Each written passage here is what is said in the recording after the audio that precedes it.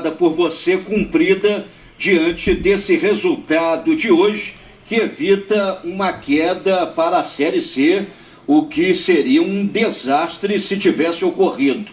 A pergunta é, a partir de agora, começa um novo projeto, um novo planejamento, e com você inserido nele como principal personagem, ou seja, você segue firme no clube para montar um grande time ou não, e assim buscar o acesso para 2022. Boa noite. Boa noite. Em primeiro lugar, eu quero agradecer aos jogadores pela dedicação e conseguimos o primeiro objetivo, que era sair daquele embrulho que estávamos. Já tínhamos em 16 rodadas, já tivemos 8 rodadas na Série C, do 17º ao 20º lugar, saímos, conseguimos fazer em 6 jogos 12 pontos, conseguimos fazer em 6 jogos 13 pontos, e agora, nestes últimos 6, 7 jogos, nós tivemos alguns tropeços, em razão de que nós sabemos o porquê, o que é que tem acontecido, como trabalhar e uma série de detalhes. Tivemos hoje um jogo muito importante de classificação para continuarmos na Série B. É o que vamos fazer, estamos aí a 2 jogos do final do campeonato, vamos terminar o campeonato e depois a gente conversa com o presidente, com os diretores, a gente vai ver o que vai acontecer. Uma série de situações que aí a gente tem pela frente, então é tranquilo que a gente vai conversar novamente, vai ouvir algumas coisas, vai passar algumas situações, mas em primeiro lugar também quero pedir desculpas à torcida do Cruzeiro e a todos os adeptos, porque chegou um determinado ponto que nós já tínhamos 42, 43 pontos e 44, aliás, e a gente podia sonhar com uma classificação e nós perdemos alguns pontos que não éramos, nós não esperávamos perder. Quer dizer, hoje, se nós fôssemos ver, tivéssemos assim jogado todo o campeonato como jogamos hoje, como jogamos algumas partidas, nós teríamos hoje 53, 54, 55 pontos. Então, infelizmente, em alguns jogos nós tivemos uma quebra de produção, infelizmente, e vocês podem notar que para jogar um campeonato da Série B precisa ter um grupo não de muitos jovens, porque a gente tem que inserir os jovens em alguns jogos, mas não em todos os jogos, não são eles que dão a consistência de uma equipe, e isso é um ensinamento que nós vamos ter, e temos, e que o Cruzeiro teve esse ano e vai ter para o ano que vem. Então, eu também peço desculpas porque nós não classificamos, chegamos a sonhar com classificação, mas estamos também muito felizes por ter obtido o primeiro dos passos que nós queríamos, que era a classificação para a Série B. Felipe, Sulimar na Rádio Inconfidência da Rede Minas de Televisão.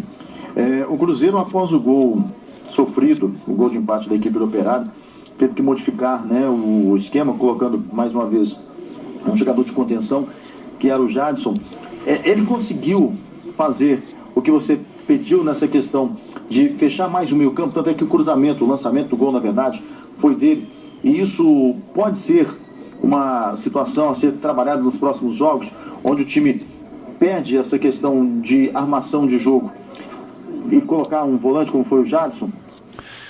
O Jadson entrou no jogo porque o Giovani já estava sofrendo cansaço, já não estava fazendo aquilo que ele razoavelmente fez no primeiro tempo, e o Jadson é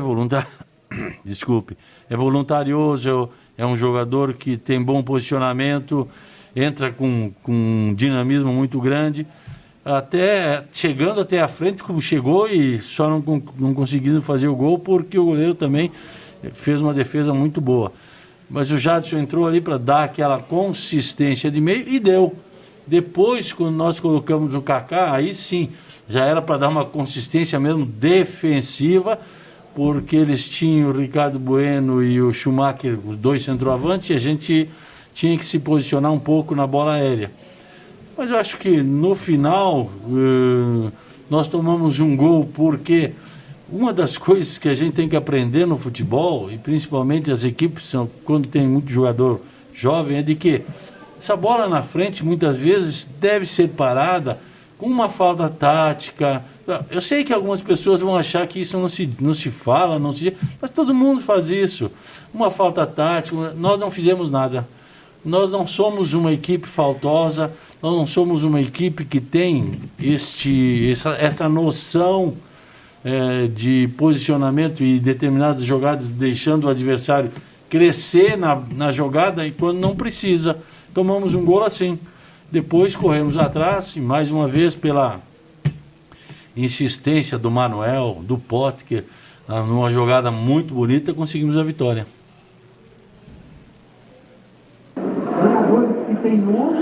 Felipão, Samuel Venâncio, da Rádio Itatiaia. Este elenco que você encontrou no Cruzeiro, qual que você acha que é a maior dificuldade e o que vai precisar alterar para buscar o acesso na próxima disputa da Série B do Campeonato Brasileiro? Gente, o que eu vou conversar com a direção, uma coisa interna.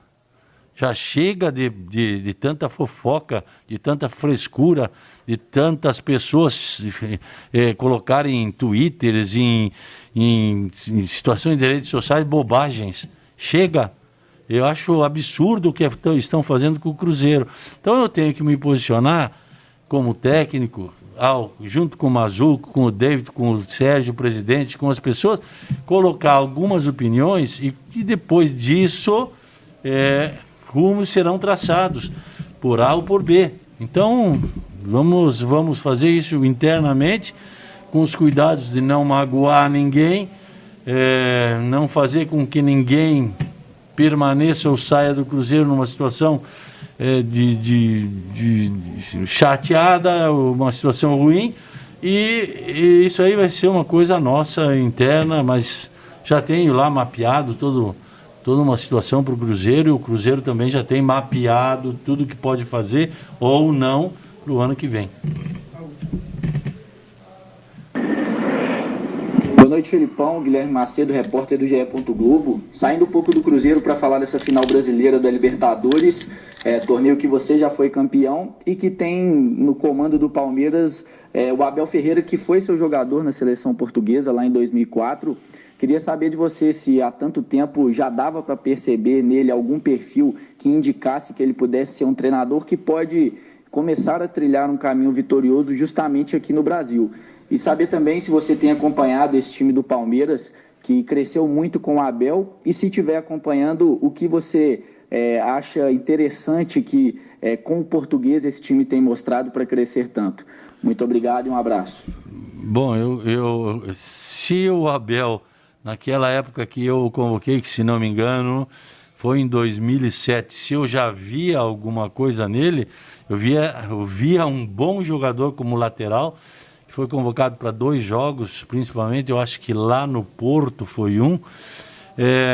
O Abel era um jogador tranquilo, um jogador que como lateral marcava muito bem, não era um jogador viril, e eu fiquei muito feliz com a chegada dele ao Palmeiras, com a forma como ele está conseguindo dirigir o grupo do Palmeiras, os seus jogadores, a forma tão brilhante como ele se comporta nas entrevistas e a amizade que a gente tem, que já é desde aquele tempo, e eu estarei sim, claro, torcendo por ele, porque é um amigo também, mas eu não posso dizer que também não torcerei pelo Cuca, porque o Cuca foi meu jogador, é um grande amigo, então eu acho que as equipes vão fazer um bom jogo, isso sim, e que o Palmeiras está bem servido, mas o Santos também está muito bem trabalhado pelo Cuca, tem bons jogadores, eu acho que vai ser um dos melhores jogos aí do campeonato que está sendo disputado, e que mais uma vez vão jogar 2 equipes brasileiras, 2 treinadores, o português que também já é brasileiro, o Abel também já é nosso, E ele, o Cuca, tomara que seja um bom jogo, só assim a gente fica feliz. E eu estou feliz pelo Cuca e feliz pelo Abel. E gosto muito deles, mas demais. E muito feliz também, porque as coisas aconteceram normalmente e estão acontecendo para as duas equipes. Então, tá tudo bem, eu fico feliz vendo o crescimento das pessoas que eu tive a convivência há muitos anos atrás, e que agora a gente não pode estar junto, mas que estão fazendo um trabalho maravilhoso. E assim como eles, tem outros treinadores que também fazem um trabalho espetacular, tanto na Série B, que repórteres, devem valorizar. Tem tantos bons treinadores na Série B e que logo, logo estarão aí em grandes times fazendo também bons trabalhos.